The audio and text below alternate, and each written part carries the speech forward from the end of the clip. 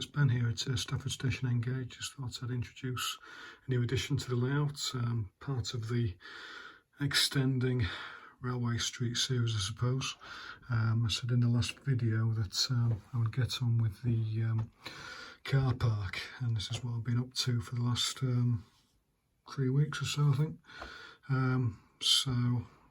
Just to recap, I extended Railway Street by 6.5 centimetres. In the last episode I did the Mercedes garage, and I did a couple of buildings down here, and also kind of altered some of the back of the terrace houses there. So one of the big jobs to do right from the start is the car park. So what I'm going to do now is just take you through some of the build that I did. To give you a close-up first.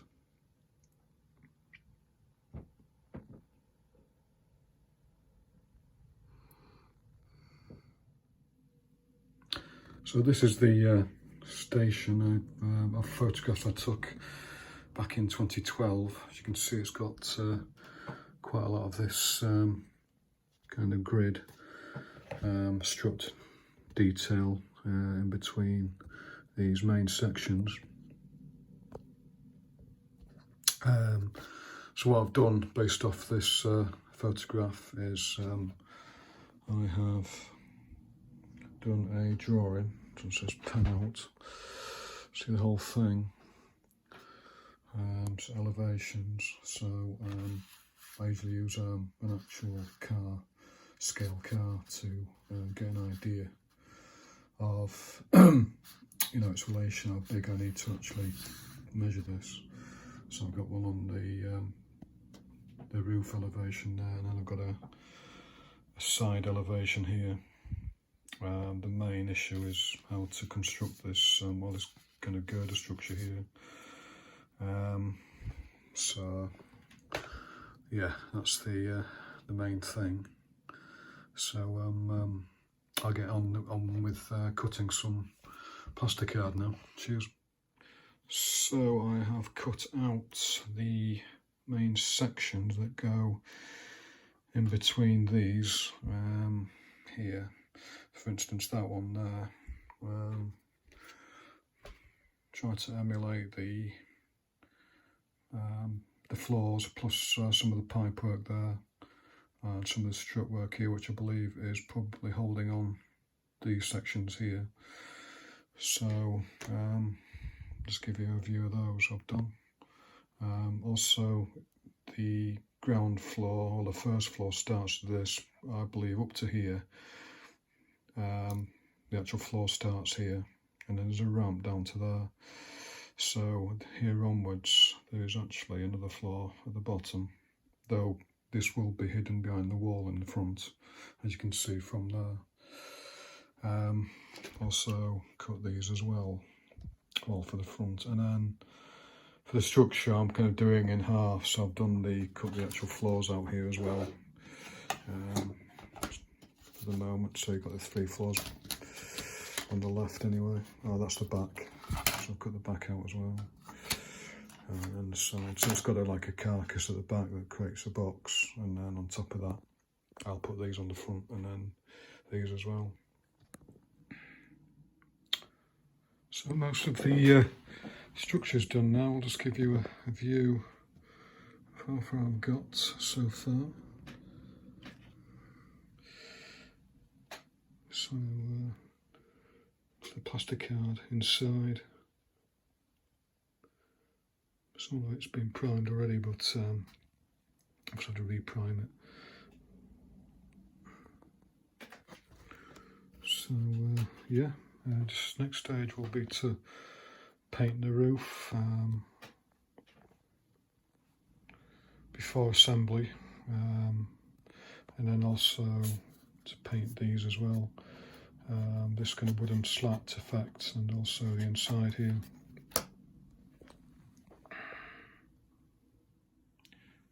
At the painting stage now, so what I'm trying to do is do these panels here and try and emulate the wooden panelling effect on here. So I've come up with the idea of just masking, doing a base layer of this umber colour mixed with 147 and then masking, and then spraying within it the lighter colour. So that's the first layer, and then I'll probably do a darker one as well. I've also started doing the top, the car park area as well, which has got this yellow, well, the top of the car park has got this yellow stripe here, so that's to finish off as well. So this is the final painted result. I'll just give you a scan of that. I've tried to emulate, I think I did actually explain on the last build, some of the kind of the wood boarding paint effect, and I've tried to emulate the kind of struts on the side as well. Just get an image of the actual, so this is the car park sort of photographs I took a while back. So yeah, so that's my effort at it anyway.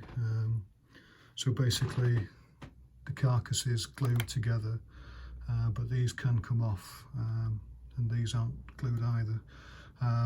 I've got the idea of maybe putting lights in as well at the bottom, so the access is kind of from the front. I've glued the back. I've also done this side here.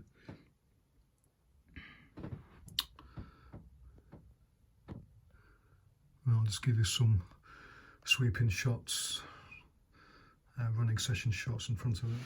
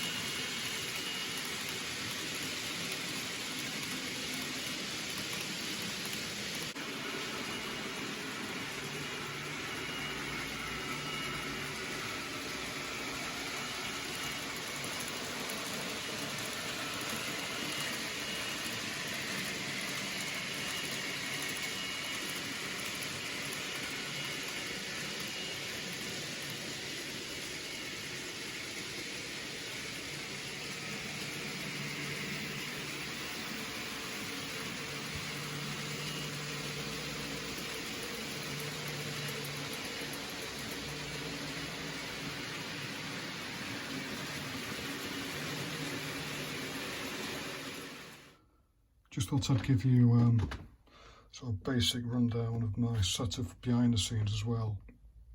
So you can see I've got the DG Keys DR5000. So to run that I use the Z21 app. I don't have a controller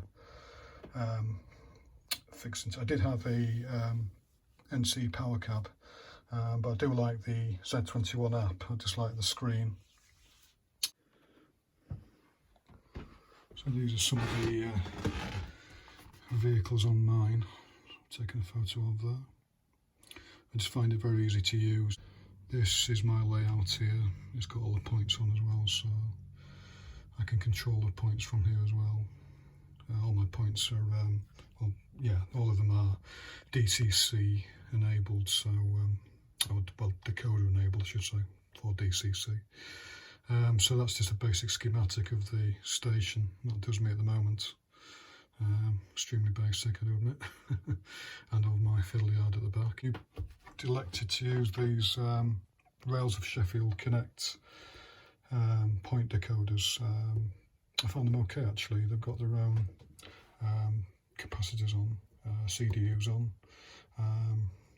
so I've got them basically all over the fiddle yard.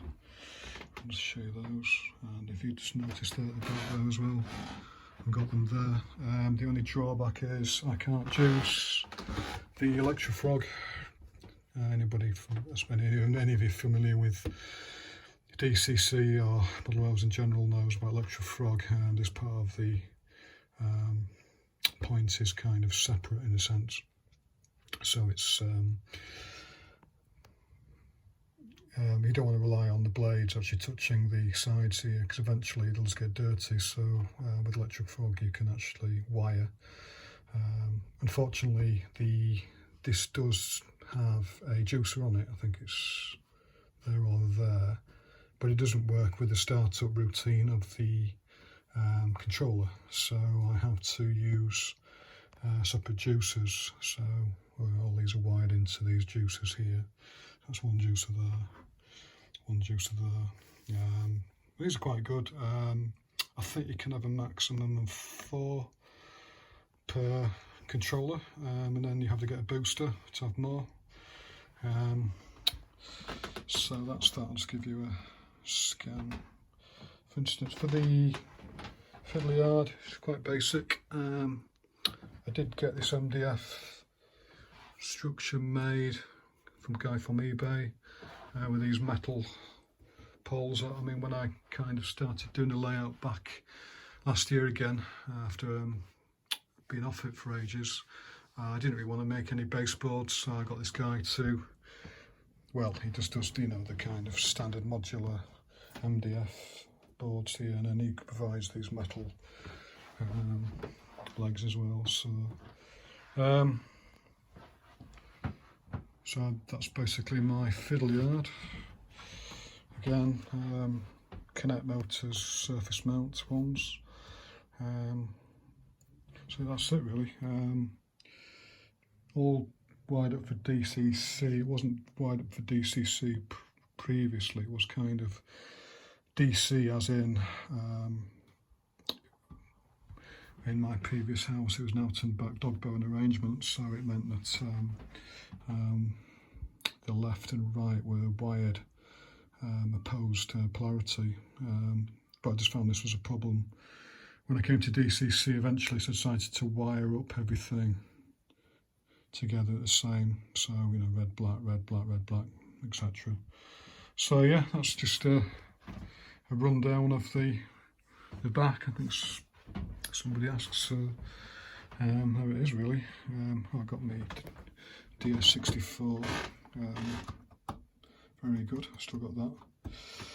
Right, yeah, this actually is another juicer, but I did use it to power a crossover at one stage, and I've got another juicer on that end as well. Right, so that's it really for the update. Hope you enjoyed it. I'll just leave you with a few running sessions. If you like my content, then please like and subscribe, and thanks for anybody who popped over from N-Gorge Forum or N-Gorge or the Model Railway Group, I think it's called, on Facebook.